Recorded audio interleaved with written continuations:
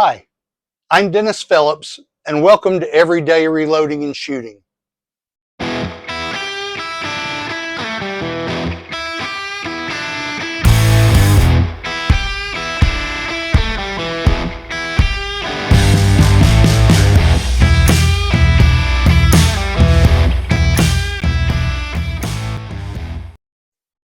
Right, welcome back. Once again, we're at the Georgia Gun Club's 100-yard indoor rifle range, and today I'm going to verify a load.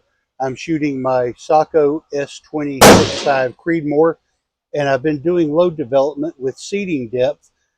Today I'm testing a load which has an overall length of 2.815 inches. I have measured all of the cases, and every one of the cases are at 1.91 inches. And I've tried to get the seating depth as close as possible. I have also separated the bullets by length, so these bullets are all within 1 to 2 thousandths of each other. So in any event, I think I've got these as close as I can get them. So I'm going to test this load and see how it performs. I'll shoot 3 fouling shots, adjust the scope to get on target, to be shooting just above the target, hopefully.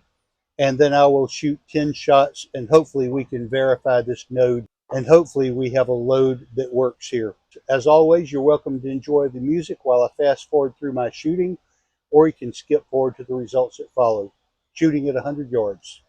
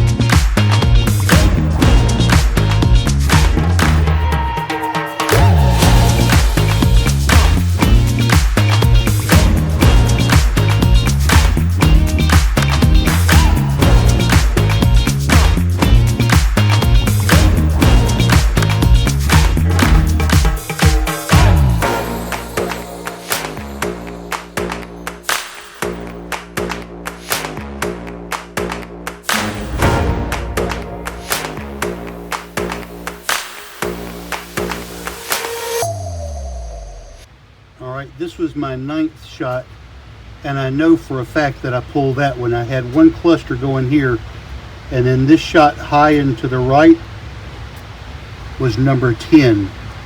But 8 out of 10 I had going right here in one single ragged hole, and it's still one ragged hole, but that number 10 is off to the side. So anyway, I will take these home, measure these, and get back to you with the results. All right, so to recap, about a month ago, I decided to do seating depth testing on my 6.5 Creedmoor. And I had rounds ranging from 2.8 inches overall length to 2.872. And those were between 20 thousandths to 90 to 92 thousandths off of the lands. And I found 2 groups that I decided to explore. One was at this 2.235 cartridge base to ogive. That was 20 thousandths off of the lands, and I shot a 0.33 group. And then down here at 2.812 overall inches, I had a group that was 80 thousandths off of the lands, and I shot a 0.30 there.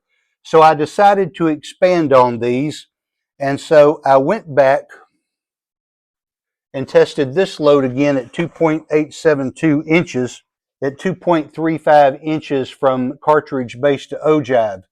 And I shot this 10-shot group with an extreme spread of 1.28 inches and a mean radius of 0.43, which gives you an average group size of 0.86. And I thought, well, this needs to be tighter than this. So I went back and I decided to develop this load at 2.812 inches.